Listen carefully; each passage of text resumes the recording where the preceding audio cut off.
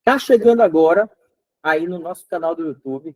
Assista as 3 primeiras aulas. Essa 4ª aula é continuação do nosso assunto, legislação específica para o concurso do Tribunal de Justiça do Estado do Amapá, né? A gente está falando sobre o quê?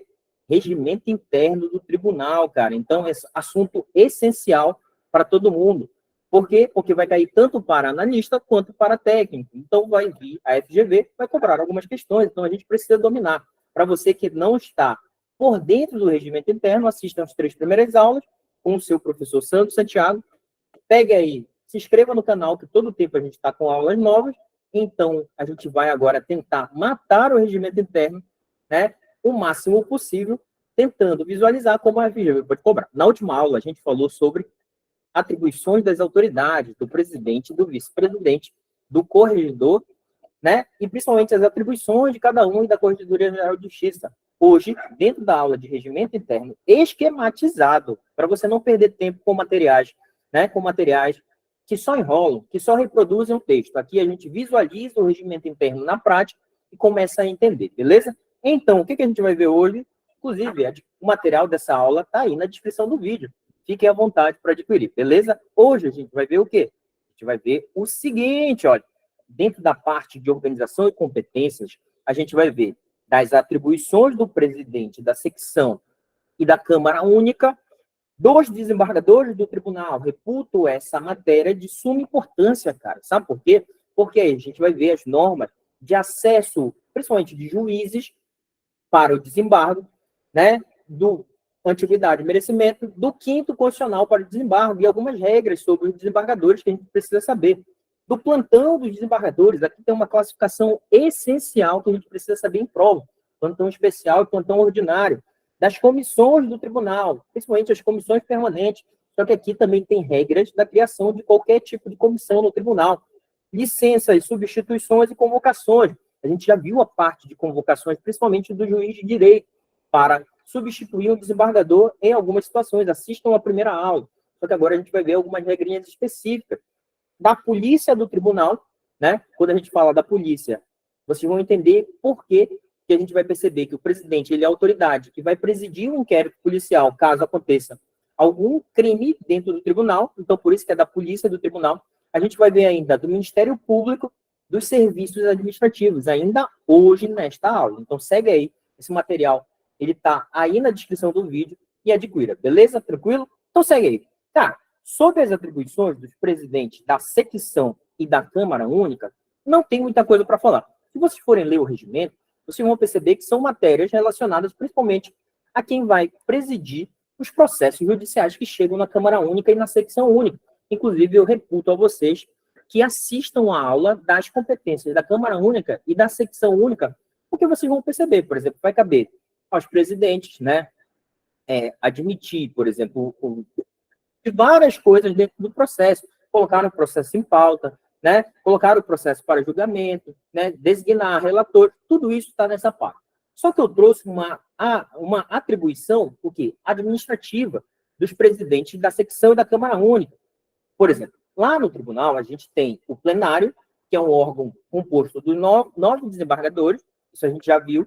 A gente tem a Câmara Única e a secção única, que são presididas pelo vice-presidente, né? Pelo vice-presidente, né? Então, o vice-presidente que preside, né, a Câmara e a secção única, já que o presidente e o corregedor são excluídos da composição, então a gente tem 7 desembargadores compondo esses órgãos julgadores, é o presidente, né? Quem é o presidente? O vice-presidente, que vai indicar para o presidente do tribunal o cargo de diretor de secretaria da secção e o cargo de diretor de secretaria da Câmara, porque lá no tribunal a gente tem o plenário, a secção e a Câmara, e cada um tem uma secretaria justamente para gerenciar os processos que chegam onde? Que chegam no tribunal e que precisam ser distribuídos para estes órgãos julgadores. Então, não é, por exemplo, o presidente que vai receber um processo. Ele vai trabalhar no processo quando a secretaria, por exemplo, fazer todo o trato do processo e distribuir esse processo para um presidente. E a gente vai ver as normas de distribuição para relatores e revisores. Então, a secretaria, né, tem um cargo em comissão chamado, no regimento, de diretor de secretaria, né, diretor de secretaria, que vai ser indicado principalmente pelo vice-presidente que gerencia essa parte, né, para dar cabo da parte de secretaria da Câmara Única e da Secção Única, né? Hoje, esse cargo ele já é chamado de outra forma, mas no regimento ele é chamado de diretor, né? Quem trabalha no tribunal sabe que hoje este cargo é chamado de secretário, secretário da Secção Única e secretário da Câmara Única. O próprio regimento diz assim, ó, a ser recrutado preferencialmente dentre os integrantes do quadro da Justiça Estadual. O quadro da Justiça Estadual são os serventuários, os servidores que ocupam cargo na carreira de analista técnico, né? Só que como é um cargo de confiança, né, de confiança da autoridade, a autoridade nomeia quem ele quiser. Inclusive, as duas ocupantes são duas mulheres, hoje elas são extraquadro, ou seja, elas são ocupantes exclusivamente de cargo em comissão. Por isso que o regimento ele fala em preferencialmente, ele não fala obrigatoriamente. Obrigatoriamente porque ele é um cargo de confiança, né? A preferência é que seja um servidor do quadro, mas isso não impede de ser nomeado um servidor extraquadro. As outras atribuições dos presidentes da Câmara Única, da Secção Única, vocês vão perceber que elas são muito repetitivas, justamente vinculadas às atribuições processuais, né? Então, a gente não vai entrar nessa minúcia, você dê uma lida depois no regimento. Eu acho que isso daqui é importante, caso pergunte quem é a autoridade que nomeia o diretor da secretaria da secção e o diretor da secretaria da Câmara, quem é? É o presidente, justamente porque é o vice-presidente do tribunal, que é o presidente dessas duas unidades, beleza? Então, seguindo, eu acho que essa parte ela é mais interessante para a gente entender a carreira do tribunal, principalmente da magistratura, dos desembargadores, que é o grosso do regimento, trazendo regras, por exemplo, para os desembargadores. Tanto que a gente passa para outro tema, dos desembargadores do tribunal, né? Sabe aquela figura que você acha inacessível, né? É essa galera aqui, desembargadores. E a gente viu, só para dar uma relembrada a vocês, que quantos desembargadores nós temos no Tribunal de Justiça? Quantos desembargadores? Bora ver se vocês lembram. Coloca aí no chat, nos comentários, quantos desembargadores? A gente tem 9 desembargadores. Foi isso que a gente viu, né? E a gente viu que 1/5 de desembargadores, né, será composto de membros do MP e advogados. E outros 4/5 serão compostos de juízes de direito, né? Juízes de direito. 1/5 dá 2 desembargadores e os juízes de direito dão 7 desembargadores. Beleza? Isso daqui a gente viu em outra aula. Só que essa turma aqui, ó, esses 4/5, né, que serão os juízes de direito que poderão o quê? Ser promovidos a desembargadores, ele tem algumas regras de acesso, né? Algumas regras de acesso para virar desembargadores. Eles começam na carreira da magistratura como juiz substituto, depois eles passam para juiz de entrância inicial, depois para juiz de entrância final, e aí, como juiz de entrância final, ele pode ser promovido ao desembargo. Tudo é carreira da magistratura, tudo é exercício da magistratura, da função judiciária do tribunal. Só que com cargos diferentes. O juiz de direito ele tem a possibilidade de ocupar uma vaga de desembargador, como ele pode ser promovido. Então, o acesso de juízes de carreira da magistratura estadual para serem promovidos ao Tribunal de Justiça, temos 2 critérios. Quais são os critérios? Inclusive, esses critérios eles são constitucionais. Critérios de antiguidade e merecimento. O regimento ele já fala em juízes da carreira da magistratura estadual. Mas houve uma mudança recente no texto constitucional, se vocês estiverem ligados, que é possível agora transferência de juízes, olha aí, juízes de tribunais diferentes, né? Antes, um juiz que passou no concurso aqui no Tribunal de Justiça do Estado do Amapá, ele ocuparia aqui, dentro do Estado do Amapá, essa carreira da magistratura, podendo chegar ao desembargo.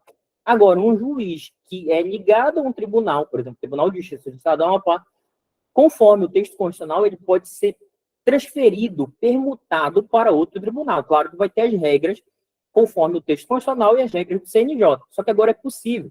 Então, o que a gente vai perceber? O texto constitucional já amplia essa possibilidade de transferência. Só que a gente não vai se ligar nisso daqui, a gente vai se ligar nos termos do regimento. Então, o juiz da carreira estadual, esse 7 aqui, ó, que vocês estão olhando na tela, esses 7, né, que serão ocupados por juízes de carreira, eles podem chegar ao desembargo como critérios de antiguidade e merecimento. E esses critérios são alternados. Professor, o que é que significa isso? Nós temos 7 vagas, 7 vagas. Presta atenção. Imagina que vagou uma vaga. Nós temos 6 ocupadas e uma ficou vaga. E agora, qual vai ser o critério utilizado? Né? Imagina que o último foi de antiguidade. E aí, o último desembargador a ocupar uma vaga foi de antiguidade. E aí, como é alternado, essa vaga nova que surgiu, né? Essa vaga nova vai ser preenchida por merecimento. E aí, a próxima que surgir vai ser por antiguidade. E a próxima que surgir vai ser por merecimento. Entendemos isso? A promoção de juízes, ela se dá de forma alternada, né? Por antiguidade e merecimento. A última, inclusive, no tribunal, foi por antiguidade. Desembargador Mário Mazurek. Anterior foi por merecimento. Inclusive, foi o atual presidente do tribunal, o desembargador Adão Carvalho. E assim vai a promoção de juízes de direito. Só que presta atenção, a promoção, tanto por antiguidade, por merecimento, se dão onde? Se dão onde, minha gente? Na última entrância. Então, um juiz substituto não vai ser promovido ao desembargo, e um juiz de entrância inicial, na verdade, desculpe, não vai ser promovido ao desembargo, porque eles são apurados na última entrância. E aí eu quero que você me responda mentalmente e já anote no seu material que a última entrância aqui é o quê? É Macapá e Santana, que a gente viu a última entrância, né? A última entrância, que é chamada de entrância o quê? Final, aqui no Tribunal de Justiça do Estado do Amapá. É engraçado que o regimento não usa os termos que ele mesmo criou, entrância final e entrância final, né? Ele usa os termos da Constituição que fala em última entrância, mas a entrância final é Macapá e Santana. Tranquilo? Entendemos essa primeira parte? Essa primeira parte é essencial, porque a partir de agora a gente vai ver o procedimento para, tanto por antiguidade quanto para merecimento, para os juízes de direito. A primeira, por antiguidade, os juízes de direito, né, os juízes de direito da magistratura estadual, para terem acesso ao TJAP, virarem desembargadores por antiguidade, tem um procedimento lá no regimento interno. E a gente, é simples, é básico, a gente precisa só entender algumas regrinhas. Por exemplo, abriu a vaga. Agora, como é alternado, essa vaga que abriu vai ser preenchida por antiguidade. E aí, o que acontece? O que o tribunal tem que fazer para preencher essa vaga? É o seguinte, no primeiro seguinte abertura da vaga, presta atenção, imagina que o desembargador aposentou, né? Saiu o ato concessório de aposentadoria, e aí ele deixou o cargo vago, o cargo de desembargador. E aí, no dia útil seguinte, o presidente do tribunal ele vai fazer o quê? Mediante edital publicado no DJE, o DJE é o Diário de Justiça Eletrônico do Tribunal, que é eu sempre falo, que é o diário que traz os atos formais do tribunal e dá a ampla publicidade, né? Ampla publicidade aos atos do tribunal. É lá no DJE, Diário de Justiça Eletrônico. E aí, o presidente, ele notificará os juízes de direito de entrância final. E aqui eu quero fazer um alerta para vocês. Na antiguidade, quem é que participa dessa promoção? Quem é que participa? Todos os juízes da entrância final. Todos os juízes da entrância final que mostrarem interesse. Quantos juízes na entrância final eu disse para vocês? Hoje nós temos no tribunal 44. Então, o juiz vai notificar os 44 juízes, né? Só que o professor não é o mais velho que vai ser promovido. Não. Tira isso da cabeça. Quem vai ser promovido é o mais antigo na entrância final que mostrar interesse. A gente já vai ver isso. Os juízes de entrância final devem se manifestar interesse em ocupar a vaga aberta. Ou seja, eu posso ser o juiz de entrância final mais antigo na entrância final, né? E isso, a lista de antiguidade, é o presidente que publica conforme a atribuição dele no mês de dezembro de cada ano. Eu posso ser o mais antigo e não manifestar interesse, né? Se eu não manifestar interesse, olha o que acontece. Isso caracteriza recusa, ou seja, eu não quero ser promovido. É possível, isso é possível, mas eu nunca vi acontecer. Inclusive, o último juiz de direito mais antigo, ele manifestou interesse no momento correto, né? Que é o quê? que é no primeiro dia útil seguinte, depois, na verdade, foi publicado o edital, né? E aí, os juízes de direito, eles têm 3 dias, né? Eles têm, na verdade, um prazo, conforme o edital, para manifestar interesse, né? Para manifestar interesse. Aí, imagina só, nós temos 44 juízes, 10 manifestaram interesse. Até porque, se você consegue perceber quem manifesta interesse, e aí são poucos mesmo que manifestam interesse na atividade. Aí, sei lá, 10 manifestaram. Fixaram os 10 nomes que querem ocupar a vaga. E aí a Corregedoria Geral de Justiça vai fazer o quê? Vai ser chamada para certificar as informações funcionais no prazo de 3 dias. O nome disso daqui é presteza, né? Presteza no exercício da jurisdição. O que é isso? É saber se o juiz de direito que quer ocupar uma vaga no desembargo, ele tem produção boa como juiz de direito, né? É justamente essas atividades funcionais que vão ser certificadas, número de processos despachados, audiências feitas, juros, etc. Vários critérios que tem lá. E aí, vocês não precisam saber esses critérios, precisam saber que é a corregedoria que vai dizer a parte de atividade funcional. E aí, na primeira sessão ordinária seguinte, olha aí, o nome do juiz de direito mais antigo dentre os interessados, é interessante, porque é só entre os interessados, será submetido à aprovação do tribunal, ao tribunal pleno, é o tribunal pleno que aprova o nome do juiz de direito mais antigo para ocupar essa vaga, né? Ou seja, aí, essa parte aqui eu quero que vocês gravem, porque isso daqui é uma potencial questão de prova. Escuta o que eu estou falando, ó. O tribunal pleno, os 9 desembargadores, somente poderá rejeitar esse juiz mais velho. Imagina só, foram 10 que manifestaram, mais velho não, mais antigo. Foram 10 que manifestaram.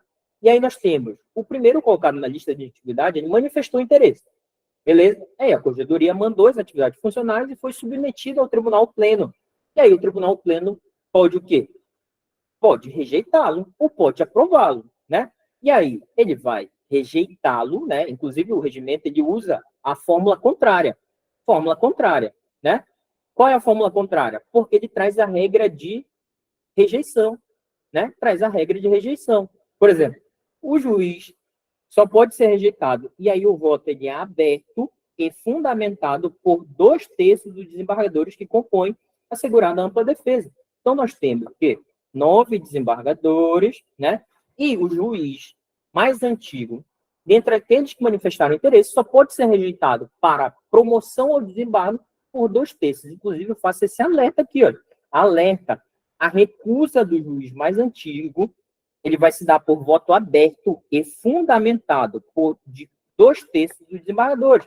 2/3 de 6, de 9 é 6 desembargadores, cara. É um número bem alto, né? É um número bem alto para recusar o juiz mais antigo. Não atingido esse número, né? Automaticamente o desembargador, o juiz mais antigo, ele é aprovado, né? Ele é aprovado. Mas 2/3, professor, se vier 6, cuidado com a questão de prova. Se vier 6, é 2/3 de 9. Você tem que saber que é 9 e 2/3 é 6. Ou seja, 6 desembargadores têm que não aprovar para esse juiz mais antigo, que mostrou interesse, ser rejeitado. Beleza? Entendemos essa parte. Esse é o procedimento de promoção para o desembargo do juiz por antiguidade. E aí, atento a isso daqui, ó. 2/3 dos desembargadores para rejeitar o juiz mais antigo, o voto aberto e fundamentado. Ainda. E aí, professor, o mais antigo foi rejeitado. E agora, o que acontece? O que acontece é o seguinte, olha, ainda dentro dessa parte do acesso por antiguidade tem um procedimento. Se o tribunal rejeitar o nome do juiz de direito mais antigo, que pode acontecer, nunca vi acontecer, mas pode, e aí serão chamados à aprovação em idêntico procedimento, até fixar a promoção.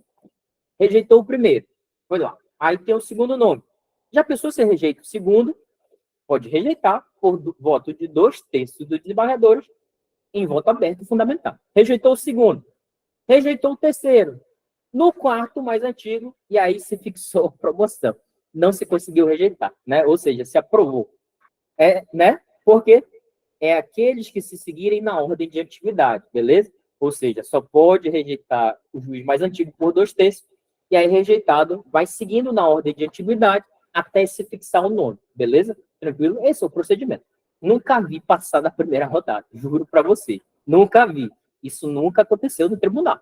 O mais antigo, geralmente, ele é promovido, ele já é aprovado pelos pares. Mas está no regimento e você tem que estar atento a isso daí, beleza? Tranquilo? Professor, e o procedimento para ser promovido por merecimento? Já adianto para vocês que essas regras de merecimento, elas são o quê? Elas são objetivas, juro para vocês. Como é que você vai avaliar merecimento? Como é que você vai avaliar merecimento? Por critérios objetivos, justamente na presteza, ou seja, na atividade funcional, como o desembargador ele presta o serviço, ou seja, são critérios que o próprio Conselho Nacional de Justiça ele já traz. A própria Constituição traz alguns critérios. Lógico que a gente não vai relembrar aqui. O Conselho Nacional de Justiça deu uma resolução específica trazendo esses critérios. O nosso regimento, ele traz no seu anexo uma série de critérios, uma tabela com vários critérios em que os desembargadores eles vão pontuando, né, alguns tópicos para promover por merecimento, né? Só que são critérios objetivos, né, para justamente evitar a subjetividade nessa escolha. Escuta o que eu estou falando. Só que o regimento ele traz algumas regrinhas. Então, a gente precisa saber essas regrinhas. Presta atenção. Merecimento. Aí a vaga agora é de merecimento. O que acontece no merecimento? Forma-se o quê? Lista tríplice de juízes candidatos, né? Lista tríplice dos juízes candidatos, dentre o quê? O quinto mais antigo da entrância final. Agora, é diferente da antiguidade. Na antiguidade, era todos os embargadores da entrância final. Agora, por merecimento, todos os embargadores não, todos os juízes. Agora, por merecimento, é só o quinto mais antigo da entrância final. O quinto mais antigo, a gente sabe que são 44 juízes. Aí você divide por 5, dá mais ou menos 9. 9. Esse é o número que o tribunal tem usado para o quinto mais antigo. São os 9 juízes mais antigos da entrância final, Macapá e Santana. Ou seja, esses 9, eles vão disputar a vaga por merecimento. Não é todos os 44 juízes da entrância final, é só esses 9. Por quê? E aí o tribunal, para esses 9, por merecimento, eles precisam ser o quê? Precisa ser formada uma lista tríplice, né? Como é que isso vai acontecer? São os 3 mais bem pontuados dentre esses 9. São os 3 mais bem pontuados dentre esses 9 que se inscreverem ainda por cima, né? Que se inscreverem, olha. Porque os 9 mais antigos pode ter um que diz, não quero me inscrever. Pode acontecer? Pode acontecer, né? Não sei se na última promoção teve isso daí, vou até dar uma olhada, mas pode. Os que se inscreveram dessa quinto mais antigo da entrância final vão concorrer para ser formada a lista tríplice, realizada em sessão pública aberta com votação nominal e fundamentada conforme as regras de regência do CNJ. Tem uma resolução que disciplina isso. Então, cada desembargador vai dar o seu voto aberto e fundamentado para formar a sua lista tríplice. E aí o regimento ele diz assim, as regras do CNJ serão complementadas pelas seguintes, essas daqui, O desembargador avaliará todos os candidatos atribuindo-lhes o quê? Pontos de acordo com os critérios estabelecidos pelo CNJ. E aí essa tabela, como eu falei, ela está anexa ao regimento interno, a gente não precisa saber a tabela, bicho. Isso não vai ser cobrado, quais os critérios, essas coisas. Mas você tem que saber que o desembargador, cada desembargador avaliador, ele vai atribuir pontos, por exemplo, sei lá, presteza na jurisdição. Aí, o juiz tal recebe tantos pontos. O juiz tal recebe tantos pontos. E assim vai. Vários critérios vão sendo avaliados. Sessão de avaliação. E isso aqui é importante. Ela vai ser una e contínua.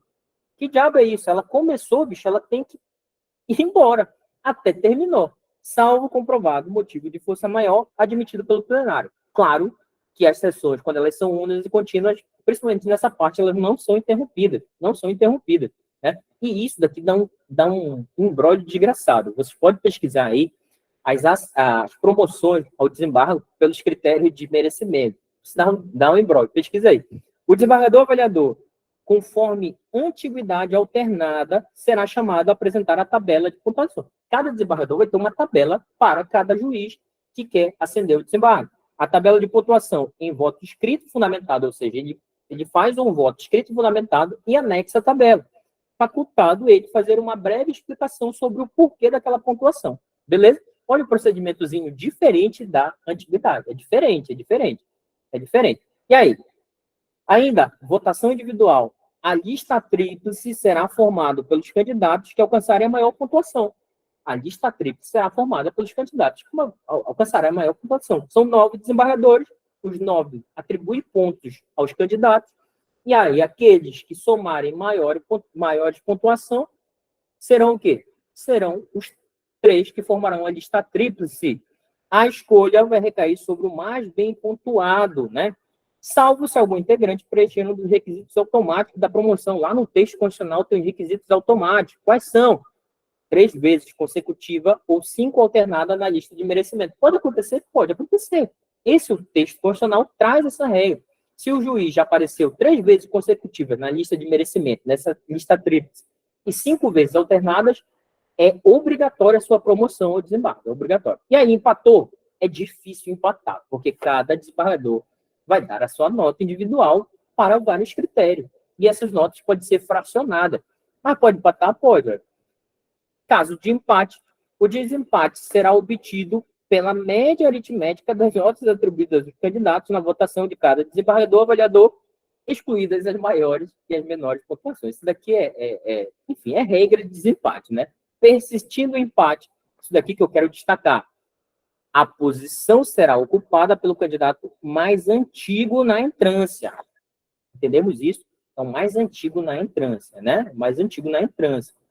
E aí? Por quê? Porque a gente vai ver que na regra do quinto constitucional é o mais idoso. É o mais idoso quando empata.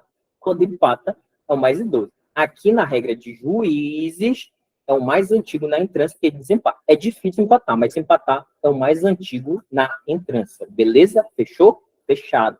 Então, segue aí, ó. Tanto que agora a gente tem a regra de acesso ao quinto constitucional. Lembra que nós temos 2 vagas, dentre os 9, 2 vagas são para o quinto. Uma para advogados e uma para membros do MP. Qual é o procedimento? É diferente. Imagina que eu abriu a vaga do advogado, abriu a vaga do Ministério Público. O que vai acontecer? O presidente do tribunal dará imediata ciência à Procuradoria-Geral do Ministério Público, né? E Ordem dos Advogados do Brasil, secção AFA. Então, ele oficia, ele manda uma comunicação, diz, olha, tem uma vaga aqui para vocês. E aí, esses órgãos, essas instituições, encaminham o quê? Para o tribunal. Lista sextupla. Lista sextupla. Encaminham 6 nomes para o tribunal. O tribunal vai formar uma lista tríplice entre advogados e membros do Ministério Público. E essa lista tríplice, ela vai ser o quê? Submetida ao governador do estado. Perceberam que na promoção, olha o que eu vou falar, na promoção de juiz de carreira, é o próprio tribunal que decide sobre, entendemos? É o próprio tribunal. No caso do quinto constitucional, o tribunal ele vai formar uma lista tríplice e o presidente já, o governador, que é o chefe do Poder Executivo Estadual, vai fazer o quê? Vai escolher um entre os 3. Só que a gente vai perceber que o governador ele pode escolher quem ele quiser da lista tríplice. Pode escolher quem quiser. O tribunal ele vai ter o trabalho de selecionar 3 e tem critérios para isso. E aí o governador escolhe dentre os 3. Beleza? Tranquilo? Olha aí. O que acontece? O presidente do tribunal, verificando que algum candidato não preenche os requisitos legais para a investidura, submeterá ao plenário, em sessão pública, a sua devolução ou a faculdade de substituição. Pode acontecer? Pode acontecer. Quais são os critérios que a gente viu para a promoção ao desembargo do membro do Ministério Público e do advogado? O advogado tem que ter mais de 10 anos de carreira, né, e notório saber jurídico e reputação ilibada. O membro do Ministério Público tem que ter mais de 10 anos de atividade funcional. Imagina que alguém que é indicado não cumpre esses critérios, o presidente vai dizer, olha, não cumpre o requisito, então vocês querem substituir? Não, vamos devolver a lista para refazer, né? O desembargador votante, conforme a atividade alternada, será chamado a apresentar a sua lista tríplice. E é assim, nós temos 6 nomes, cada desembargador vai dizer, olha, o meu primeiro colocado é esse, o meu segundo colocado é esse, o meu terceiro é esse, o meu quarto é esse. Entendemos isso? Não, a lista tríplice, né? Lista tríplice, eu só quero esses 3 aqui. A lista tríplice será automaticamente formada pelos candidatos que mais vezes figurarem em lista tríplice individuais de cada desembargador. Hein? Tranquilo? Olha o que diz o regimento, beleza? Eu sou um desembargador. Eu peguei uma lista com 6. E aí eu tenho que escolher 3. O primeiro que eu escolho, olha o que diz o regimento. O primeiro que eu escolho que está na primeira lista é peso o quê? Peso 3. O segundo da minha lista, olha, peso 2 para cada segundo lugar. E o terceiro da minha lista, olha, peso 1 para cada terceiro lugar. É importante porque a lista ela vai ser automaticamente formada, olha, pelos candidatos que mais vezes figuraram nas listas tríplices individuais de cada desembargador votante. São 9 desembargadores votantes. Então, os 9 vão fazer a sua lista.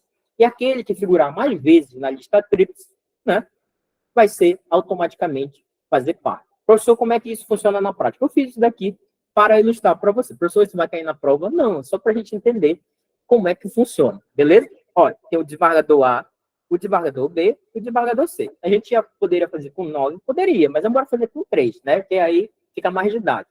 Como é que acontece? O desembargador A, ele colocou na lista dele, por primeiro, o fulano. E aí, conforme o regimento, o primeiro colocado, ele ganha o quê? Peso 3. Peso 3.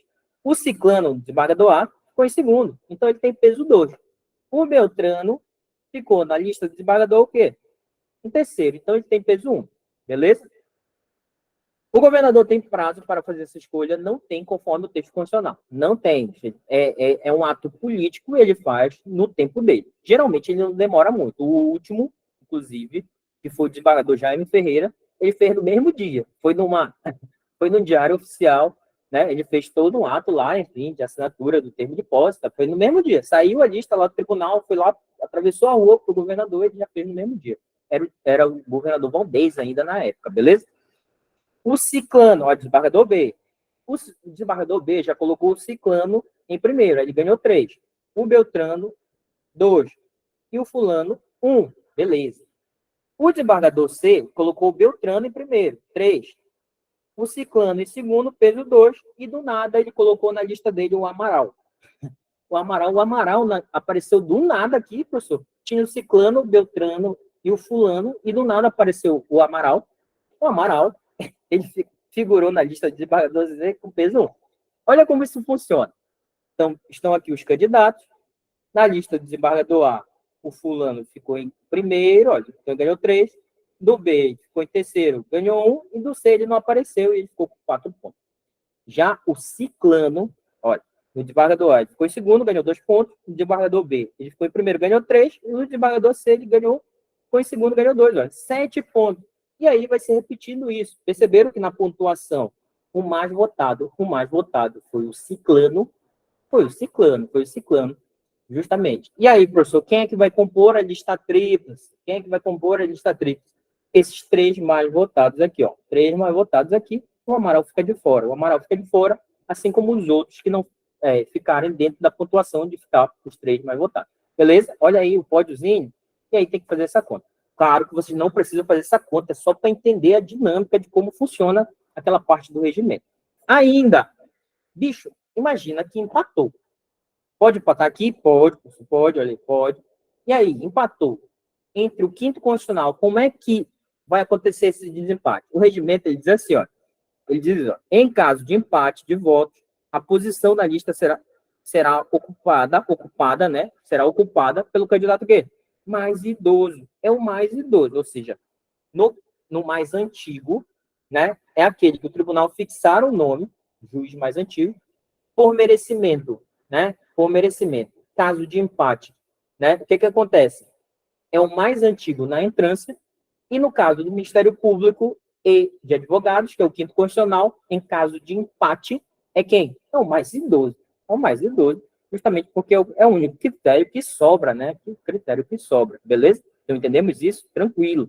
E aí, a gente segue ainda dentro da parte dos desembargadores, nós já vimos o acesso. Agora, tem umas regrinhas, inclusive bem levinhas, que a gente precisa entender. Por exemplo, os desembargadores, eles tomam posse, o juiz foi promovido.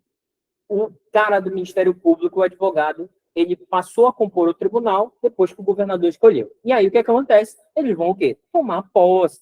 A posse deles, olha, é só alegria, em sessão plenária. Quando você sabe que é sessão plenária, é perante o pleno, né? O pleno administrativo, que são o quê? Que são os 9 desembargadores. Neste caso, como falta um, que vai tomar posse, 1 ou 2, sei lá, 1, geralmente é 1, nós temos 8 lá esperando ele, né? E essa sessão, ela é solene. Sessão solene é aquela que serve para festa. né, não serve para deliberar sobre o processo, sessão solene. Caso, né, isso, sessão solene é perante todos os desembargadores. Podem fazer perante o presidente em período de recesso ou de férias. Isso aconteceu com o desembargador Jaime Ferreira. Ele não fez a sessão solene, porque ele tomou posse em 2021. O que era que acontecia em 2021?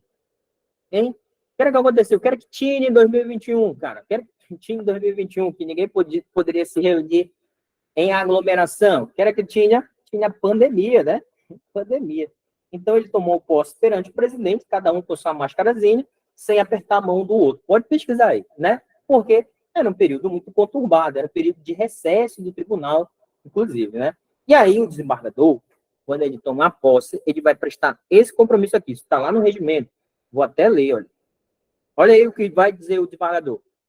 Prometo desempenhar leal e honradamente as funções de desembargador do Tribunal de Justiça do Estado do Amapá, respeitando as constituições federal, estadual e as leis do país, né? Bonito, né? Bonito, mas é isso que o desembargador vai falar como juramento, como compromisso, não juramento, é um compromisso para tomar posse. E aí, essa regra aqui eu acho que cai. Entrará em exercício no prazo de até 30 dias, né? Ou seja, tomou posse, ele pode usar até 30 dias, prorrogável justificadamente, uma única vez, sobre pena de reversão dos atos de nomeação ou promoção. Cara, tem 30 dias, bicho. 30, olha aí, ó, tem 30 dias. Você pode prorrogar por mais 30. Bicho, se você não tomar posse nesse prazo, vai ser revertido os seus atos de promoção ou nomeação. Professor, quem é promovido? Juiz de direito. Quem é nomeado? Membro do quinto constitucional, advogados ou membro do Ministério Público. Esse desembargador escolhido já entra em vitaliciedade no ato da posse, é assim. O juiz de direito, geralmente, quando ele está na entrância final, ele já é vitalício, porque ele já passou, ele já tem vários anos de carreira. Então, o juiz de direito, ele fica vitalício com 2 anos de exercício, mesmo ele sendo substituto. Basta ter 2 anos de exercício. Então, quando ele já entra no tribunal, ele já é vitalício, porque ele já era membro da magistratura. Quem é que fica vitalício no ato da posse? Quem é que fica vitalício? É esta pessoa aqui, ó. Quinto constitucional. Quinto constitucional, que é o membro do Ministério Público e o advogado, né? O membro do Ministério Público, ele com certeza já era vitalício como um membro do Ministério Público. Só que quando ele toma posse como desembargador, ele vai ocupar outro cargo. E aí ele fica vitalício quando? Na posse. O advogado nem se fala, ele não exercia cargo público, né? Mas ele pode virar desembargador pela lista do quinto constitucional e a partir do momento que ele toma posse, ele já adquire vitaliciedade, beleza? Entendemos isso? Tranquilo. E aí, o que tem mais?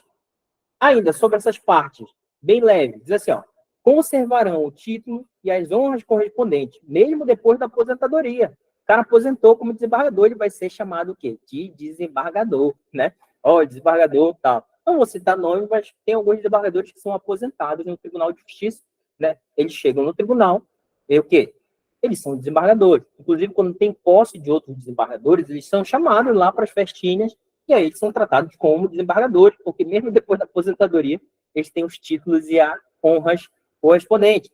Possuem prerrogativas, garantias, direitos e incompatibilidades inerentes ao exercício da judicatura. Está lá no texto constitucional, todo isso daqui, prerrogativa, garantia, direitos e incompatibilidades inerentes ao exercício da judicatura. Ou seja, ele vai ser um juiz, cara. Ele vai ser um juiz. Então, ele tem todas uma regrinhas. Por exemplo, lá na Constituição diz que o cara não pode ter filiação em partido político. Ele não pode receber presente, né? Ele não pode tomar parte em custa de processo, etc. Né? Enfim, ele tem incompatibilidades, por exemplo, relacionadas a impedimentos e suspeições, que estão lá nas regras de Código de Processo Penal, Processo Civil, etc. A área de jurisdição dos desembargadores é a mesma definida para o tribunal. O tribunal tem área onde? Em todo o Estado. Que Estado, professor? É o TJ do Amapá, então é todo o Estado do Amapá. A gente viu lá na primeira parte, a jurisdição do tribunal é todo o Estado do Amapá. Então, os desembargadores terão o quê? Jurisdição em todo o território do Amapá. O que isso significa? Que o desembargador ele pode julgar casos oriundos de qualquer parte do Estado do Amapá, porque a jurisdição dele é todo o Estado do Amapá, beleza? Regrinha básica que a gente precisa saber. ainda, cara, isso daqui é interessante. Isso daqui, para cair numa prova, é rapidinho. Lá no TJAP, os desembargadores, eles serão regulados, eles terão o quê? Atividade, né?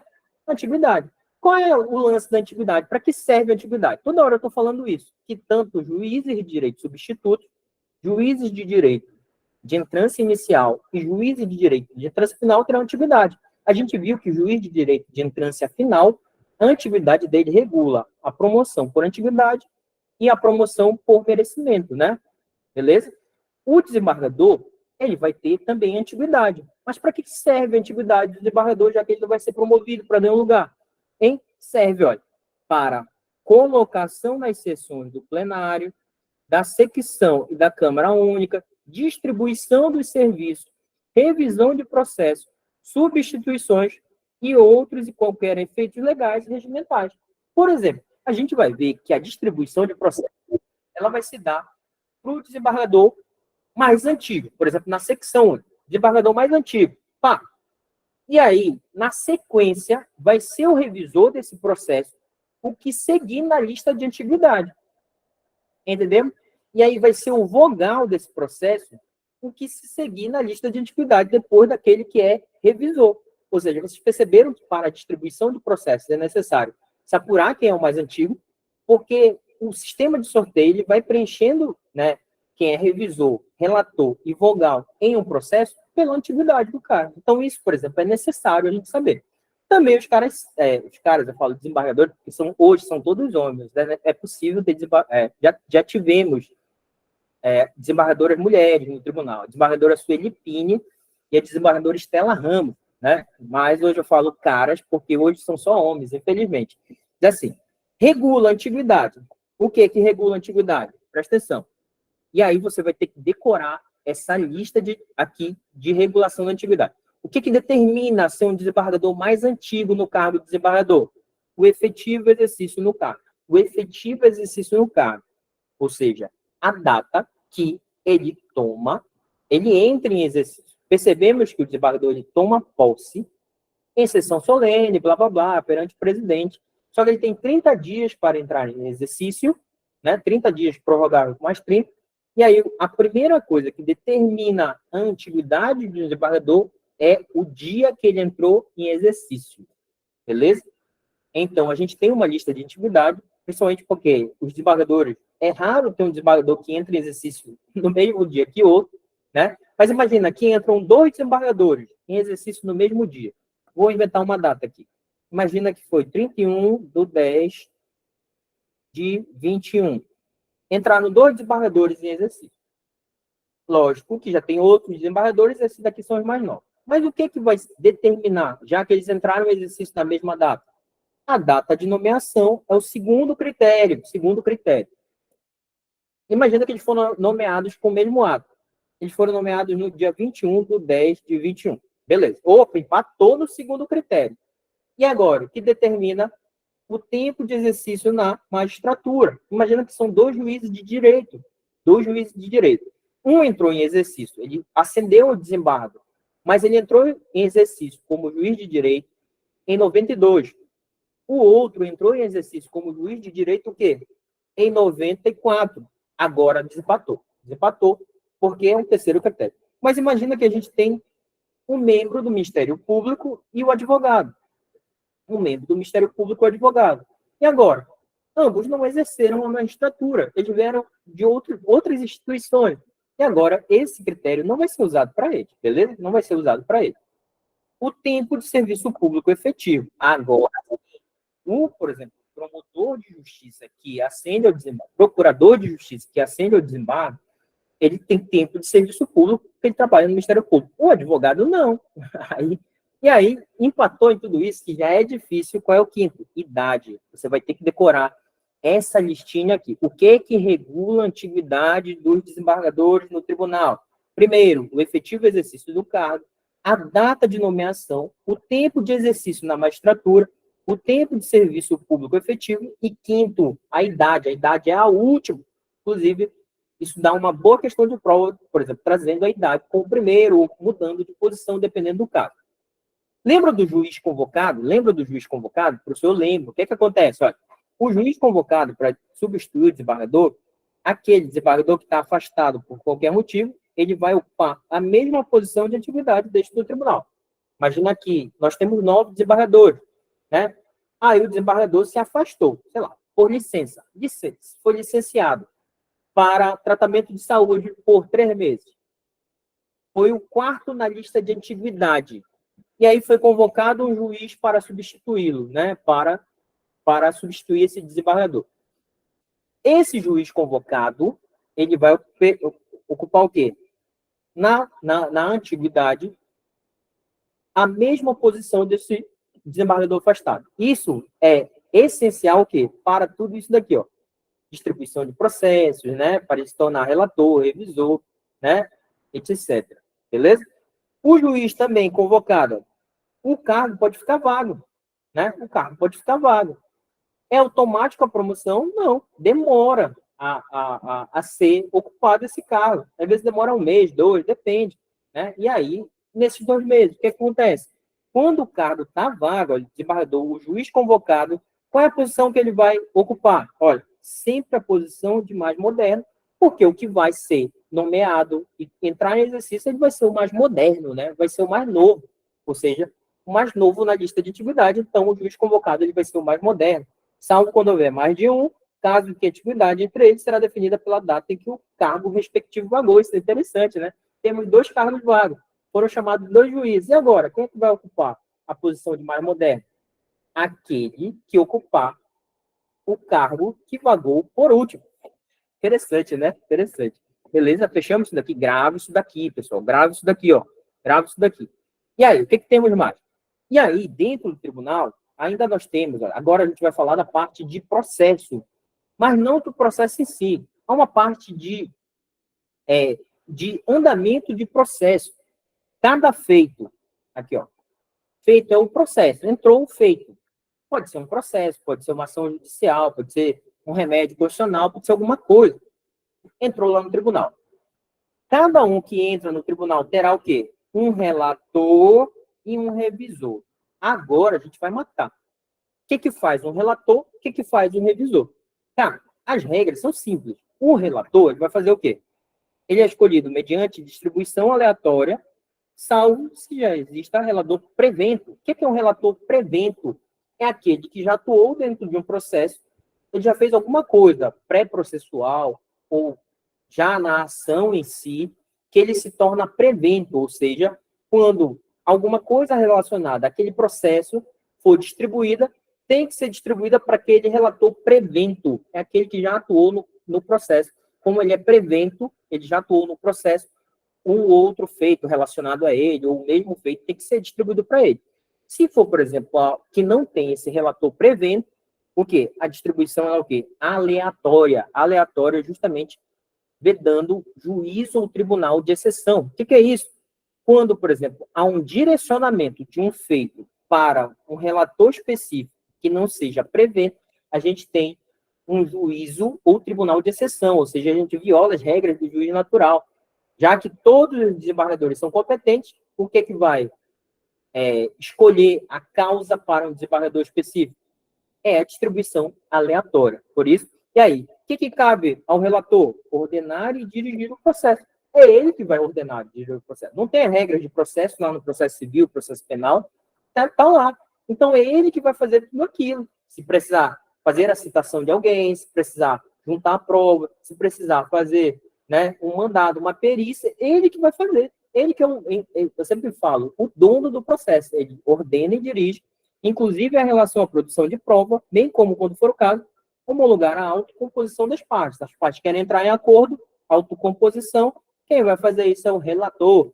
Ele vai redigir o acórdão. O que é o acórdão? Primeiro, diferença básica. O juiz, ele dá sentença. Juiz. O acórdão é o quê? É a decisão colegiada. Né? Ela é colegiada. Quem é que dá acórdão na justiça do Amapá? Juiz? Não. Quem dá acórdão é a decisão colegiada. A gente tem, no primeiro grau, a turma recursal dos juizados especiais, que são 4 juízes que formam uma turma recursal, né? E aí eles dão acórdão, porque eles dão decisão colegiada.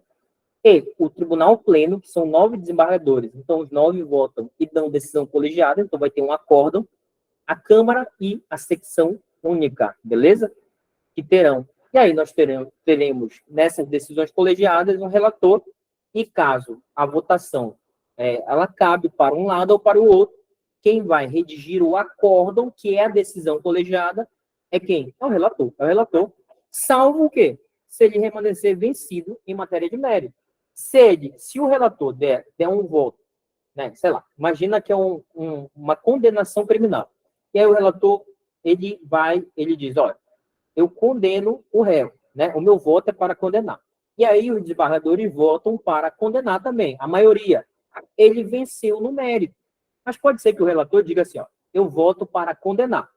E aí os outros desembargadores votam, não, eu voto para absolver. E aí ele foi vencido no mérito.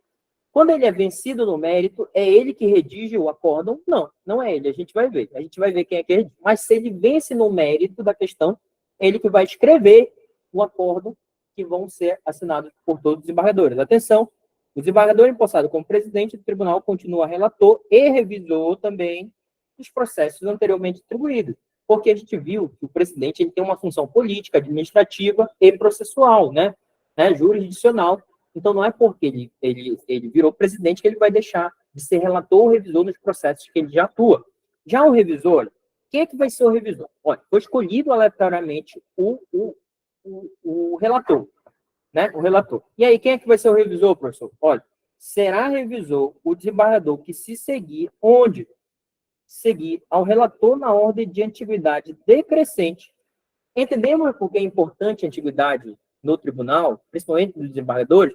Porque imagina só, que foi o quarto na lista de antiguidade, o quarto na lista de antiguidade, que foi escolhido o relator. Automaticamente, conforme o regimento, o revisor vai ser quem? Vai ser o quinto na lista de antiguidade.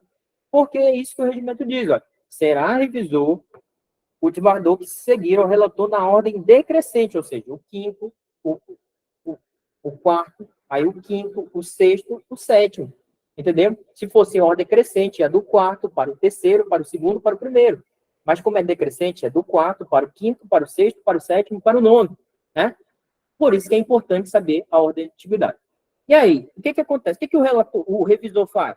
Após o exame do processo pelo relator, é lançado o relatório nos autos, que o relator faz, já que ele é o dono do processo, haverá a revisão por outro desembargador, que é justamente esse que se seguir na ordem de antiguidade.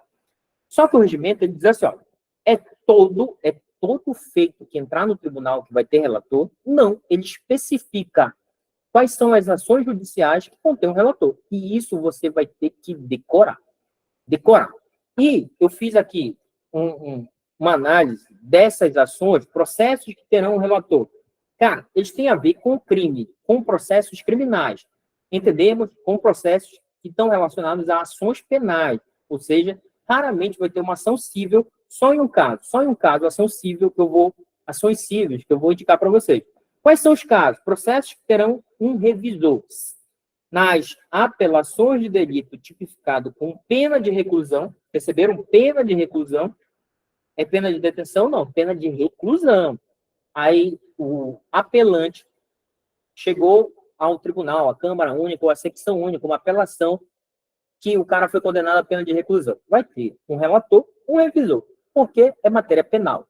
Olha, nas revisões criminais também, na ação penal originária, sabe aquelas ações penais que começam no tribunal pleno, na Câmara Única, na Secção Única, principalmente na Câmara Única, tem ações penais que começam e no tribunal pleno, então sempre vai ter um relator e um revisor. Olha, nos embargos infringentes, não precisa a gente saber o que é embargo infringente, mas em nulidade em matéria o quê? Penal, o âmbito penal, o âmbito da ação penal, sempre tem a ver com crime, prisão. Esse daqui pode ter ações cíveis, embargos infringentes, né? Que é assim. Quando é que acontece o embargo infringente? É assim. Temos 9 desembargadores no pleno, beleza? Imagina que 5 votem para absolver alguém e 4 votem para condenar. Perceberam que foi uma votação não unânime? Não unânime. Quando as votações não são unânimes, quem, por exemplo, foi vencido, a parte vencida pode ajuizar o quê? Embargos infringentes. né? E aí, quando tem embargos infringentes, vai ter sempre o relator. Mas tem embargos infringentes em matéria penal. Entendemos que essas ações aqui, elas são obrigatórias, tem um relator e um revisor, né? Sempre terão um revisor. Beleza? Tranquilo? Gravaram aí? Gravaram. E aí, o revisor. O que ele vai fazer, o revisor? Ao revisor compete, ó, sugerir ao relator medidas ordinatórias ao processo que tenham sido omitidas, confirmar, completar ou retificar o relatório, pedir dia para julgamentos ou mandá-los à mesa. Mandar à mesa é assim. Quando o desembargador está com o processo, e aí o revisor revisou o processo, ele diz assim, olha, quero que julgue. O presidente que determina dia e hora. Né? O presidente determina dia e hora. Mandar à mesa é assim, ó, não está publicado o dia, a hora, o presidente não determinou, só que o relator chega, o revisor chega e diz, olha, quero julgar esse processo hoje. Isso é mandar à mesa. O presidente vai decidir, o plenário vai decidir se inclui na mesa de votação. Determinar a juntada de petição enquanto os autos estiverem concluídos, submetendo, conforme o caso, desde logo, matéria à consideração do relator. Beleza, travou isso daqui? Isso é papel do revisor. Ainda, fechamos essa parte dos desembargadores. Eu acho essencial que você sempre dê uma revisada, sempre pegue o materialzinho e dê uma olhada, assista essa aula novamente, esquematize no seu caderno essa parte. Eu acho essencial essa parte dos desembargadores, porque pode ter muitas questões de prova. Agora a gente vai passar para outra parte do regimento que fala do plantão dos desembargadores. Essa parte ela também é interessante. Para que serve o plantão? A primeira coisa que vocês têm que entender é que o tribunal ele tem um expediente forense ordinário. Hoje, o expediente forense ordinário, se vocês entrarem na página do tribunal, vocês vão ver que é das 7 horas e 30 minutos da manhã, né? 7 horas e 30, até às 14 horas e 30. Esse é o expediente normal do tribunal, conforme o regimento interno e conforme as regras de organização do tribunal. Beleza? Então, durante esse período de 7h30 às 14h30, nos dias úteis, o tribunal está funcionando ordinariamente na sua jornada de trabalho normal. O plantão, ele vai funcionar quando? Quando o tribunal não estiver funcionando normalmente, né? Olha aí. Hein? Então, os desembargadores, eles farão plantão, ou seja, quando eles não estão trabalhando ordinariamente, farão. Quando? E para que serve o plantão? Olha, sempre vai ter justamente a ideia de prestação jurisdicional a qualquer momento, a inafastabilidade de jurisdição. Então, a jurisdição ela tem que ser prestada. Não pode chegar assim e dizer, não, o tribunal está fechado. Amanhã, essa pessoa que está presa, esse habeas corpus dela vai ser julgado só amanhã de manhã, às 7h30 da manhã. Amanhã, deixa eu esperar um pouquinho. Claro que não é assim, justamente porque sempre vai ter um desembargador de plantão e tem juízes de plantão também. Mas aqui o regimento ele trata do plantão do segundo grau. Então a gente está falando de plantão de quem? Desembargador. E aí, o próprio regimento ele diz, ó, destina-se exclusivamente ao exame das seguintes matérias, ou seja, números clausos. Que diabo é isso? É uma lista taxativa. Ou seja, se não for isso daqui, cara, não for esse caso,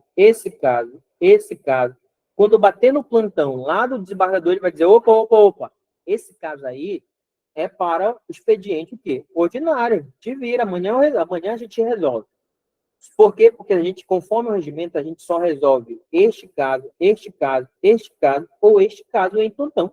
Os desembargadores, eles só resolvem 4 casos em plantão. Quais são? Presta atenção que é simples. Quando você está relacionado, principalmente, à liberdade de alguém, o pedido ele vai ser apreciado em plantão. Quando, olha, pedido de liminar em habeas corpus e mandado de segurança. Pedido de liminar em habeas corpus ou mandado de segurança. São situações urgentes. Um é direito líquido e certo, né, não amparado por habeas corpus ou habeas data, e outro o quê? Liberdade de locomoção. Então, tem uma pessoa ilegalmente presa. Chegou um pedido de liminar de concessão em habeas corpus, claro que vai cair fora do expediente forense, vai cair onde? No plantão. Aí, como é uma matéria que está no regimento que os desembargadores podem avaliar em plantão, né, ele vai poder ser avaliado. Olha, comunicações de o quê? Prisão em flagrante e apreciação de pedidos de fiança ou liberdade provisória, né? Cara, se o juiz de primeiro grau há um plantão criminal em Macapá, mas tem as ações penais originárias do tribunal.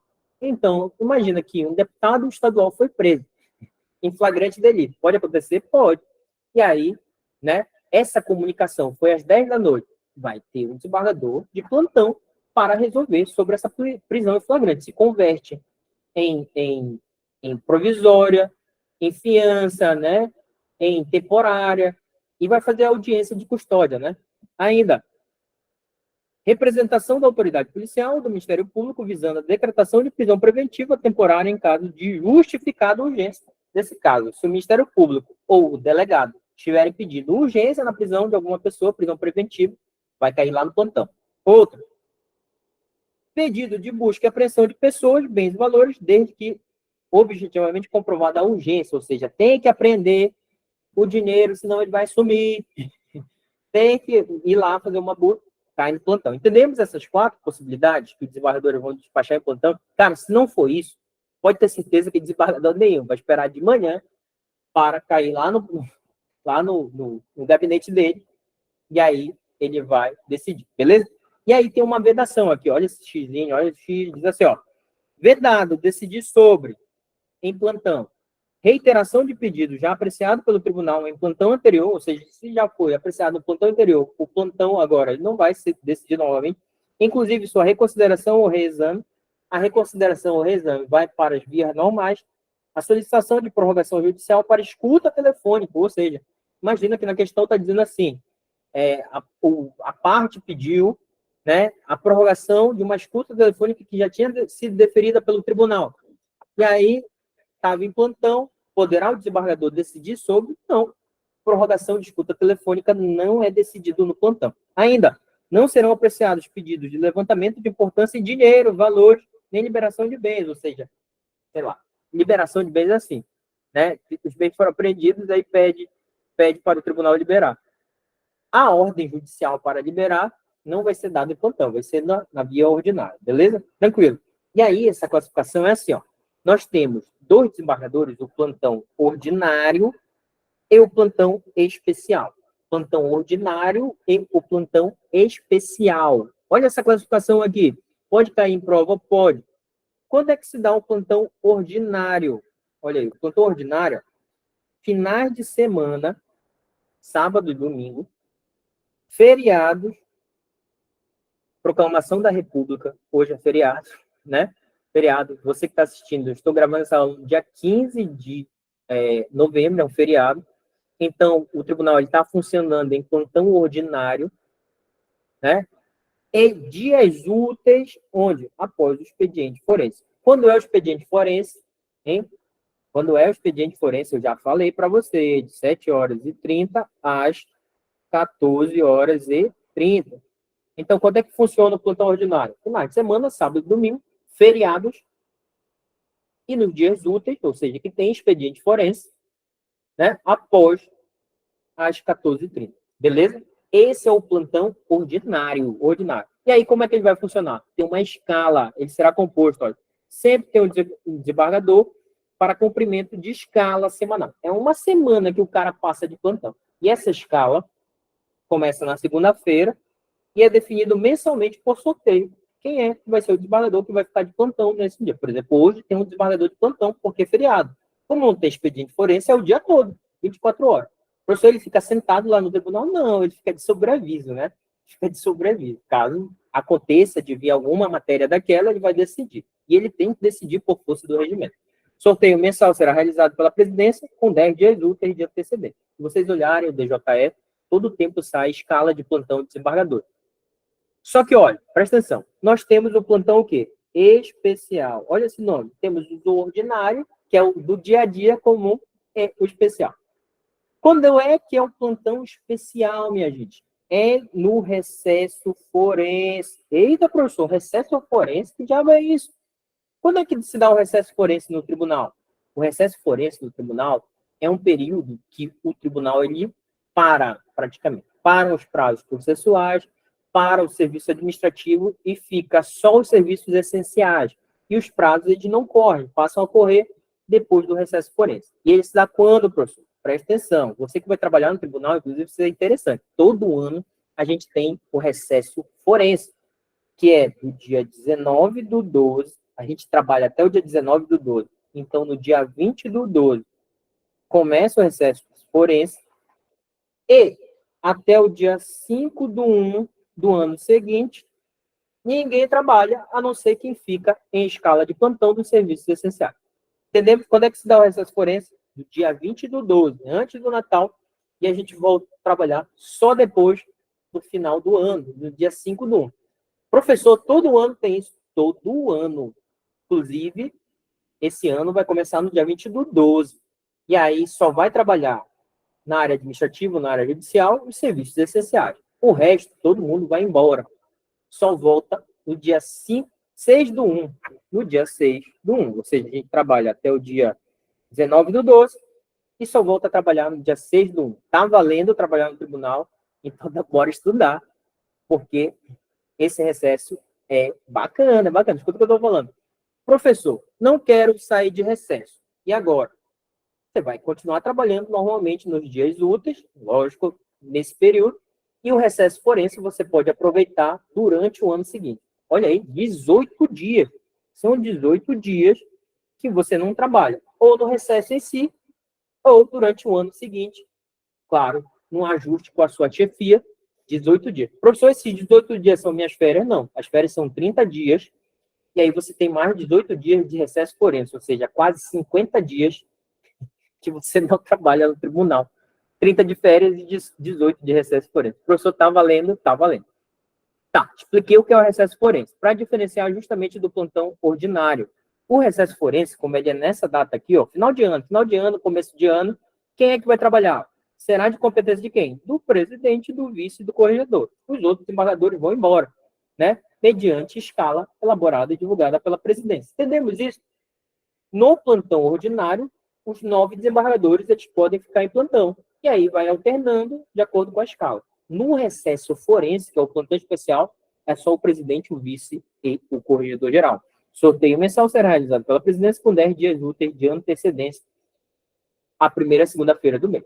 Entendemos isso daqui? Entendemos isso? Pronto. Essa é a diferença do plantão ordinário e do plantão especial. E aí? Nos dias úteis, o plantão ele funciona como? Plantão nos dias úteis, olha, das 14h30 às 22 horas. Professor, e se passar das 22 horas? Só no dia seguinte, porque o plantão vai até 22. Entendemos isso, minha gente? Das 14h30 até as 22. Por quê, professor? Porque nos dias úteis nós temos expedientes das 7h30 às 2h30. Quando todo mundo está dispensado do expediente normal, passa o plantão do desembargador. E aí, nos sábados, domingos e feriados, o recesso forense, o plantão se dá quando? Das 8 às 22, já que, olha, por exemplo, hoje feriado. Teve expediente? Não. Então, tem um desembargador de plantão que começou às 8 e foi até às 22. Presta atenção. Os magistrados, plantonistas, magistrados, poderão utilizar seus respectivos gabinetes e serão auxiliados por seus assessores diretos em escala por eles mesmos elaborada. Tranquilo, isso é uma regra. Só que eu quero isso aqui. Você, servidor. Presta atenção. Você, servidor. Olha, com exceção dos cargos comissionados, o servidor da Secretaria Judiciária do Tribunal, Secretaria Judiciária, principalmente a área judiciária, né? Se você não ocupa um cargo de comissão e ficar de plantão, que for acionado em sobreaviso, terá direito à compensação de horas. Beleza. Você foi acionado para trabalhar fora do expediente. Você vai ter compensação de horas, mas se você não tiver compensação de horas, você vai ter o quê? Respectivo pagamento do plantão conforme o interesse da administração do tribunal. Hoje, o tribunal ele paga plantão para os servidores. Para todo servidor que fica de plantão. E o plantão, ele tem uma escala mensal. Todo mundo fica a maioria das pessoas fica de plantão, justamente porque acontece a entrega judicial, ela é ininterrupta. Todo mundo ganha. Todo mundo que fica de plantão hoje, se eu não estou enganado, ganha R$ 425 por plantão. Servidores. Claro, o desembargador ganha mais. O desembargador e o juiz ganha mais. Mas os servidores, eles ganham R$ 420 por plantão. Então, se você faz 10 plantões, tem o quê? Tem R$ 4.000. Tem R$ 4.000. Pode isso? Pode. O juiz, a gente vai ver na lei de organização judiciária, quando ele fica de plantão, ou ele fica de folga, ou ele pode converter os plantões em pecúnia. Pode isso, professor? Pode. É a mesma coisa do desembargador. Ou ele fica de folga, ou ele converte em dinheiro. O servidor, ele pode horas trabalhadas, ou ele pode receber pelo plantão também, beleza? Tranquilo? Tranquilo. Das comissões, para a gente ir para o final da nossa aula. Assim, ó, o tribunal ele pode ter comissões permanentes ou comissões temporárias. No regimento interno, só há uma comissão hoje em dia. Já teve várias, só que com as mudanças do texto do regimento, elas foram sendo tiradas lá do regimento. A única que permanece, que você vai ter que decorar, só há uma comissão permanente prevista no regimento. Lógico que o tribunal tem outras comissões permanentes, tem outras comissões. Por exemplo, a gente tem comissões e comitês. Né? A gente tem, por exemplo, a comissão permanente de apuração de responsabilidade de fornecedores, a gente tem a comissão de sindicância, né, de apuração de faltas de funcionários, a gente tem os comitês de gestão de pessoas, de planejamento, tem várias comissões. Tem a comissão socioambiental, só que essas comissões elas são previstas em outras resoluções.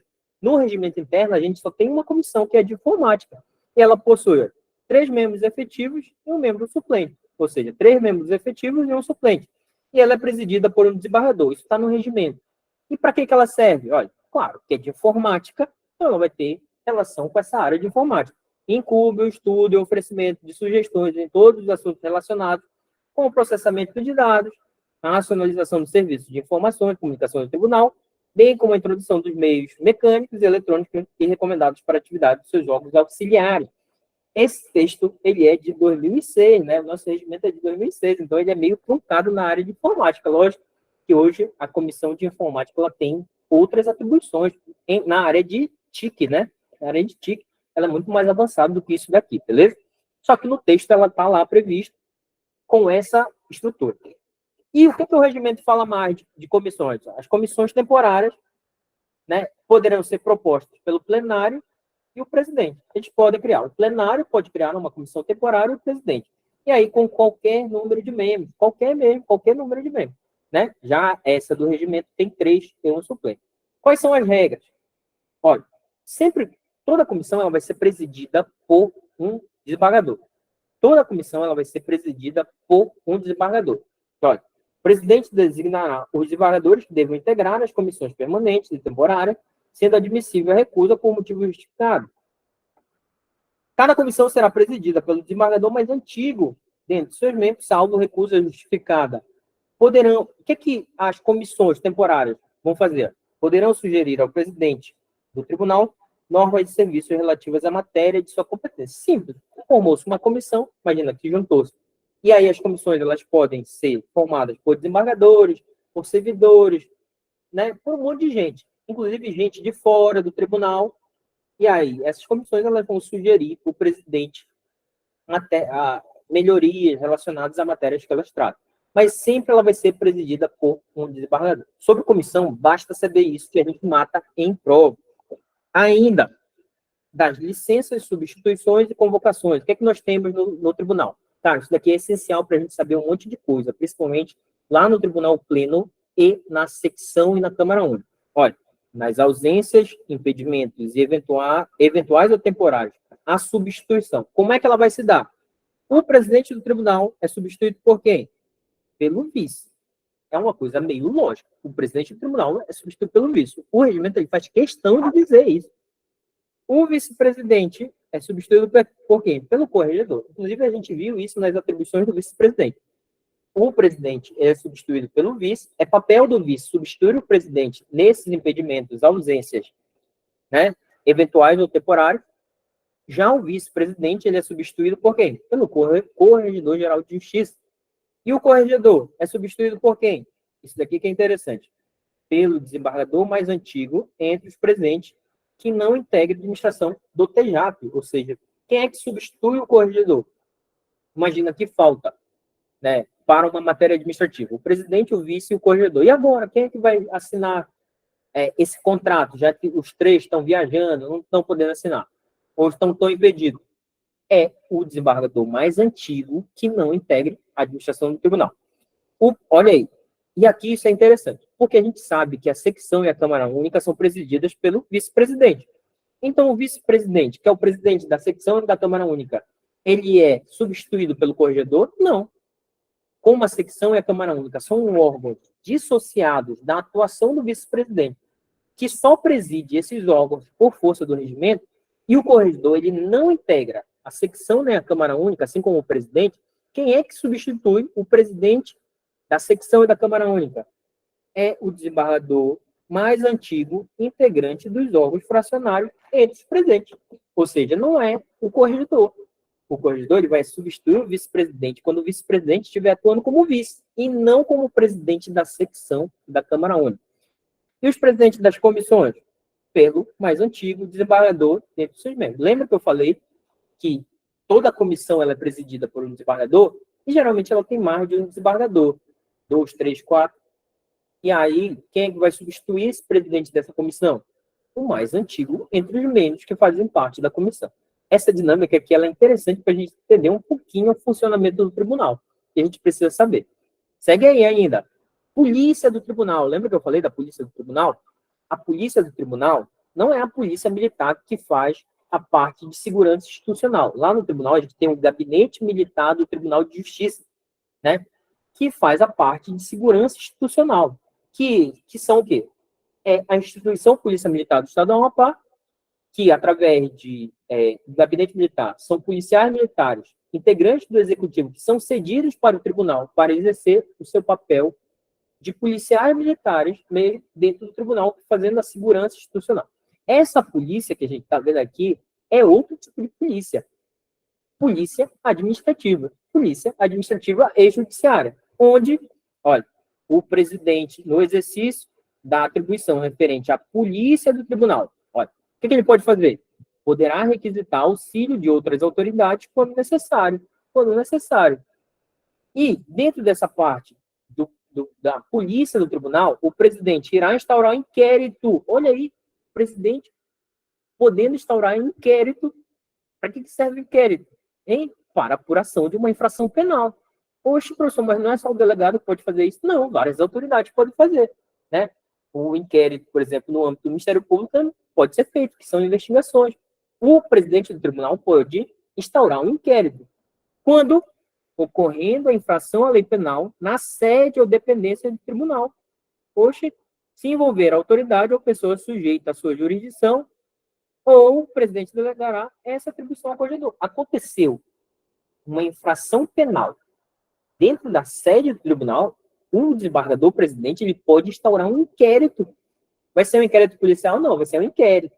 Né? É um inquérito no exercício do poder de polícia do tribunal. Hoje, professor, nos demais casos, que não são esses daqui, ó, o que o presidente vai fazer? Ele vai proceder o quê? Ó? A sistemática acima ou requisitar a instauração de inquérito pela autoridade competente. Não é atribuição do presidente. Né? Ele pode, ele mesmo, instaurar o inquérito, ou ele pode requisitar para uma outra autoridade instaurar. Um delegado, um Ministério Público, né? Uma CPI, etc. Desembargador incumbido do inquérito, apuração de infração atribuída a desembargador, juiz de direito ou promotor de justiça. Cara, se for uma infração atribuída a desembargador, juiz de direito ou promotor de justiça, vai ser um desembargador que vai presidir o inquérito. E aí, quem é que vai ser o secretário? Outro desembargador, né? O presidente ainda vai fazer a polícia das sessões das audiências. Que diabo é isso? Está acontecendo uma audiência lá no plenário. É o presidente que faz a polícia, ou seja, ele verifica. Por exemplo, imagina que um advogado ele cometa um crime ali dentro de uma sessão.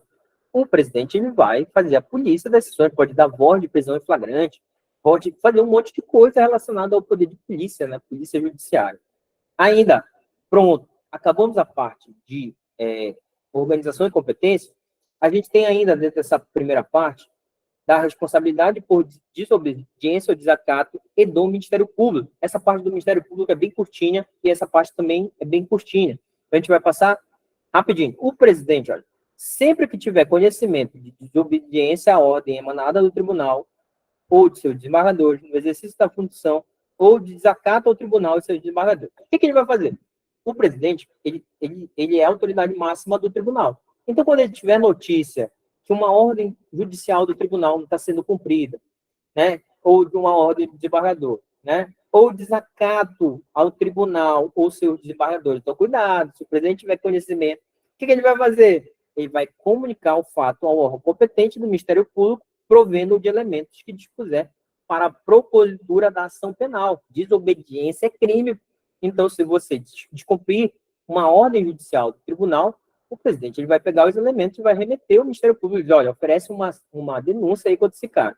Decorrido o prazo de 30 dias após tal comunicação ao Ministério Público, sem que tenha sido instaurada a ação penal, dará a ciência ao ocorrido ao tribunal em sessão reservada para as providências necessárias. Tranquilo, né? Basta uma leitura para a gente saber. Outra, Ministério Público, órgão essencial ao funcionamento da Justiça. O Tribunal de Justiça ele reserva um capítulo inteirinho para o Ministério Público, que nem é tão grande, cara. São algumas regrinhas, lógico, porque a gente tem a lei de organização do Ministério Público, a Constituição Federal já traz suas funções, então o tribunal ele não vai deliberar sobre isso. Ele só organiza como o Ministério Público funciona dentro do tribunal. Hein? O que ele diz sobre o Ministério Público? Olha, o Ministério Público ele funciona perante cada órgão julgador do tribunal, porque ele é uma função essencial à justiça.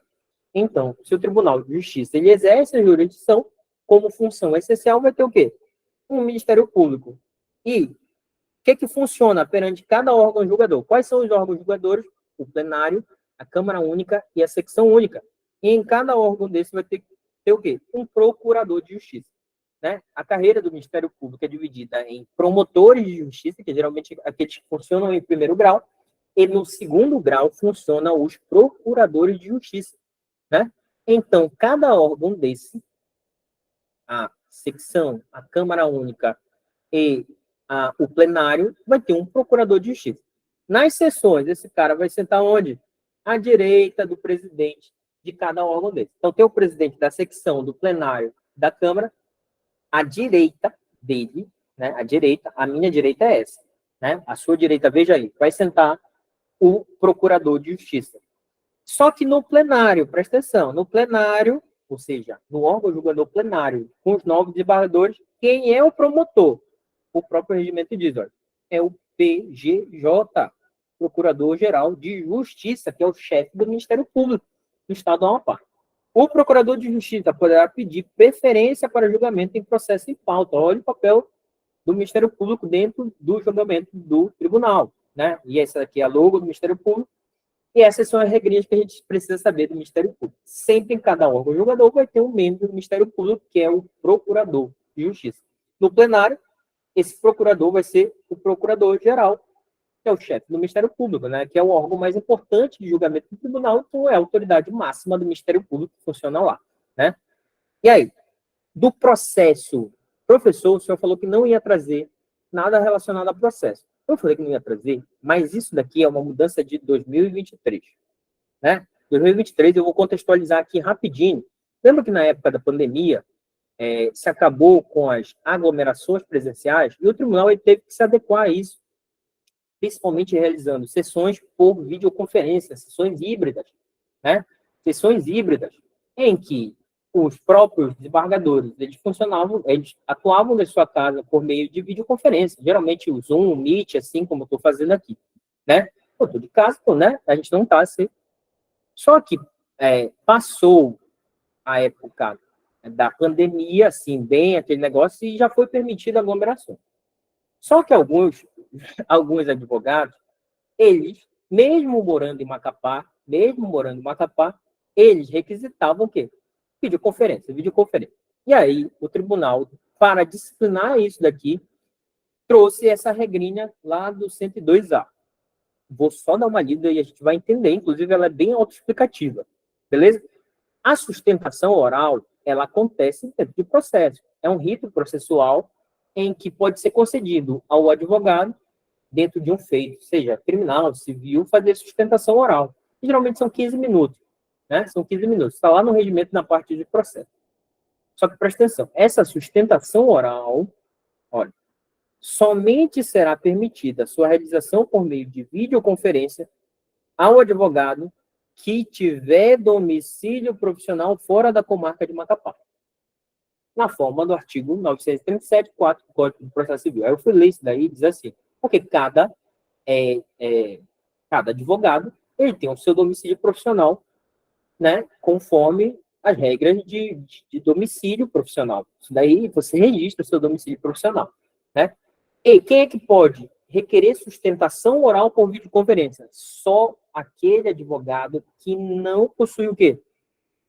Domicílio profissional na comarca de Macapá. E tem que ser provado isso. Caso esse advogado tenha domicílio na comarca de Macapá, a sustentação oral dele tem que ser presencial. Presencial. E isso foi mudado agora em 2023, artigo 102A. Por favor, se cair isso na prova de vocês, fiquem atentos, porque as questões da FGV vão contar, olha, fulano era advogado, né? O domicílio profissional dele era na comarca, sei lá, de Tartarugalzinho. E aí ele ia fazer uma sustentação oral perante o tribunal pleno. E aí ele requereu que fosse feito por videoconferência. Conforme o regimento interno, isso é possível? É possível, por quê? Porque o exercício profissional, o domicílio profissional dele é fora da comarca de Macapá. Pode vir a situação contrária. O advogado pode ter domicílio profissional na comarca de Macapá. E aí ele pediu para realizar em videoconferência, e aí vai ser negado ou não? Vai ser negado, porque só será permitida a realização por videoconferência do advogado que tiver domicílio profissional fora da comarca de Macapá. Beleza? Tranquilo? Olha aí. É obrigatória a realização de sustentação oral presencial perante a Câmara Única, a Secção Única, o Tribunal Pleno Judicial e Administrativo deste tribunal, por advogado com endereço profissional onde? Na comarca de Macapá. Olha a palavra que é usada. É obrigatória. E somente será permitida para o que estiver fora da comarca de Macapá. Para quem tem endereço profissional na comarca de Macapá, é obrigatória. Entendemos isso para vir uma questão de prova errada. Essa sistemática acima, isso daqui, ó, essa obrigatoriedade, se aplica ao defensor público, ao procurador do órgão público, oficiante, e ao representante do Ministério Público. Quem é o procurador do órgão público oficiante? Sei lá, procurador do município de Macapá, o procurador do Estado, né? Tem sede na capital aqui, né? Às vezes os defensores têm exercício profissional na comarca de Macapá, né? Então, eles também são obrigados a fazer sustentação oral onde? Presencialmente, no Pleno Judicial, Secção Única e Câmara Única. O relator decidirá sobre os pedidos de sustentação oral a serem realizados por meio de videoconferência, apresentados por advogados com domicílio profissional na comarca de Macapá. Cara, isso daqui é interessante, porque é obrigatório, mas o advogado ele pode pedir, mesmo domiciliado em Macapá, e aí o relator vai decidir. Eu já vi casos de deferimento, né? Deferimento, principalmente advogados que estão, sei lá, com uma gripe, estão doentes. Eu já vi uma defensora que tem filho pequeno, né? E aí não tinha como ir presencialmente, porque não tinha como deixar com ninguém. Já vi, acontece essas coisas. Aí o relator decide, mas tem que se apresentar. Entendemos isso? Para cair em prova de uma questão é rápido. Ainda, prazos. Na parte de processo, tem um negócio de prazo. Assim, ó. Quando é que corre prazo? Prazo. Correrão a partir de onde? Publicação do ato no Diário de Justiça Eletrônica, o famoso DJE. Se vocês lerem o DJE, que saiu o edital do concurso, ele tem mais de 100 páginas. Mas não também, por quê? Por causa do edital, que já é grande, mas ele tem páginas porque as comunicações do tribunal são por lá, as sentenças, as intimações, tudo é por lá. Tudo é por lá. Às vezes tem as intimações pessoais, ainda que ocorra intimação eletrônica, mas tudo é comunicado por lá, tudo é comunicado por lá. Não computa os prazos no período de recesso, né? E nos dias compreendidos de 20 de dezembro a 20 de janeiro. 20 de dezembro a 20 de janeiro não conta prazo processual. Por quê? Isso daqui está lá no Código de Processo Civil. Né? Está lá no Código de Processo Civil. Não correrá prazo havendo obstáculo judicial com motivo de força maior comprovado e reconhecido pelo tribunal. Tranquilo. São umas regrinhas básicas que a gente precisa entender. Para ir para o final, né? O juiz de direito, a promoção dele é assim, ó, funciona. O próprio regimento diz. O juiz de direito, que ele começa como substituto, ele vai para juiz de direito de entrância inicial.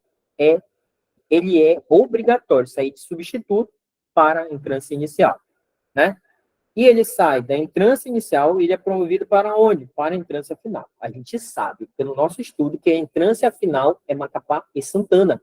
E a entrância inicial são todas as outras comarcas fora Macapá e Santana. Então, eu começo como substituto, juiz, e aí eu sou promovido para a entrância inicial, que são as comarcas de menores, e aí, com o tempo, eu sou promovido para a entrância final. Penas, olha isso daqui, vou fechar hoje o tema. Penas, lá na parte de processo, temos penas, o magistrado, ele pode ter penas de advertência e censura, né? O processo será presidido por onde? Pelo corregedor. Lembram que a gente viu que a atribuição do corregedor presidir o processo administrativo disciplinar contra magistrado, e quem vai aplicar a pena é o plenário. E a pena pode ser de advertência ou censura. Quando é que acontece a pena de advertência? Quando o magistrado está agindo de forma negligente no cumprimento dos deveres do cargo. Né? Ele tem um monte de deveres como magistrado, e aí ele está agindo de forma negligente, ou seja, não integrando a jurisdição, por exemplo, ele pode receber pena de advertência. E ela será aplicada reservadamente por escrito, no caso de negligência no cumprimento dos deveres do cargo, vai ser a advertência. Já a de censura, a censura é a reiterada negligência. O cara agiu negligentemente uma vez, aí foi advertido. Aí está agindo negligentemente de novo, aí ele vai ser censurado, censura. Será aplicada reservadamente por escrito no caso de reiterada negligência no cumprimento dos deveres do cargo, ou de comportamento, olha, incompatível com o exercício da magistratura, se a infração não justificar a punição mais grave, né? Ou seja, reiterada negligência ou comportamento incompatível com o exercício da magistratura, e dependendo do caso, a punição pode ser até mais grave, mas a censura ela se dá nesses casos. E aí, serviços administrativos, minha gente, quando é que acontece? A Secretaria do TEJAP. Quem é a Secretaria do TEJAP? Secretaria do TEJAP é a que executa serviços administrativos, ou seja, nós temos toda essa parte judicial, e lá na parte 3, nós temos a Secretaria do TEJAP, que é a execução de serviços do quê? Administrativo. O diretor-geral do tribunal, que hoje esse cargo é chamado de secretário-geral, é nomeado em comissão pelo presidente, compete supervisionar e coordenar e dirigir todas as atividades administrativas. Quais são as atividades administrativas do tribunal? Nós temos várias. Nós temos, por exemplo, Secretaria de Infraestrutura, Secretaria de Gestão de Pessoas, de Finanças, de contratações e convênios, né? Nós temos de planejamento, nós temos... A área administrativa ela é imensa, né? Ela é imensa. Né? Essa é a chamada Secretaria do Tribunal, Secretaria do Tribunal. A organização da Secretaria será fixada em resolução do pleno. Essa resolução que organiza a Secretaria, ó, é a 1575 de 2023. Não precisa vocês saberem, é só para a gente ilustrar. Aí nós temos a parte de informática, telecomunicações, sistemas, tudo isso é área administrativa. Ainda, Gabinete da Presidência incumbe atividade de apoio administrativo e execuções das funções do presidente, bem assim assessorá-lo no planejamento e fixação das diretrizes, ou seja, é Secretaria do Tribunal, o Gabinete da Presidência, que ele dá esse apoio administrativo à execução das funções do presidente, e nós temos os gabinetes dos desembargadores, que também é Secretaria do Tribunal, só que vinculada aos desembargadores para executar os respectivos serviços administrativos e assessoramento jurídico ao desembargador, e o chefe de gabinete desembargador incumbe coordenar as atividades do gabinete. Fechou? Fechou. O regimento, ele pode ser o quê? Emendado. Como esse regimento que a gente está lendo. É facultada a apresentação de emenda ao presidente do tribunal e aos desembargadores e às comissões. Professor, todo mundo pode propor emenda ao regimento? Não. Só o presidente do tribunal, os outros desembargadores e as comissões. E nós temos uma comissão de regimento que emitirá parecer em 10 dias. Quando é que se dispensa parecer? Nas emendas subscritas pelos membros, que são os desembargadores, nas emendas subscritas pela maioria dos desembargadores e, em caso de urgência, mudança na legislação que determine a alteração do regimento interno será proposta ao tribunal pela comissão de regimento no prazo de 10 dias. E aí serão aprovadas pela maioria absoluta. Tranquilo, é só regra para mudar o regimento, você precisa dar só uma lida nesse esquema. E aí nós temos questões, as questões eu resolvo na próxima aula, beleza? Então a gente fecha a aula por aqui. É um prazer ter você toda vez, essa aula foi um pouco mais longa, mas eu acho que a gente conseguiu fechar o necessário para a gente não errar nenhuma questão de regimento interno. Então, esse material, ele está aí na descrição do vídeo. Fiquem à vontade para adquiri-lo. Primeira parte, a segunda parte. A aula 1, 2 e 3 cuidam da primeira parte e essa aula 4 cuida da segunda parte. Então, reforce seu estudo sobre regimento interno, porque vai vir questões da prova que você não pode errar e a gente vai gabaritar com essas 4 aulas. Então, agradeço a todo mundo. Curte, comenta, compartilha aí no canal, faz o seu comentário, tira a sua dúvida e qualquer coisa eu estou à disposição de você. Então, até a próxima.